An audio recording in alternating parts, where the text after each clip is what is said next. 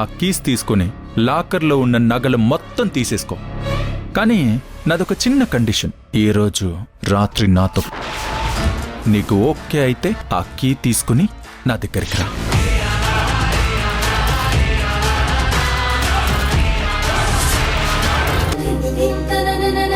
రాంబాయి నీ మీద నాకు మనసాయనే, ఏనాడు నిన్ను వీడిపోని నీడైతనే. రాంబాయి నీ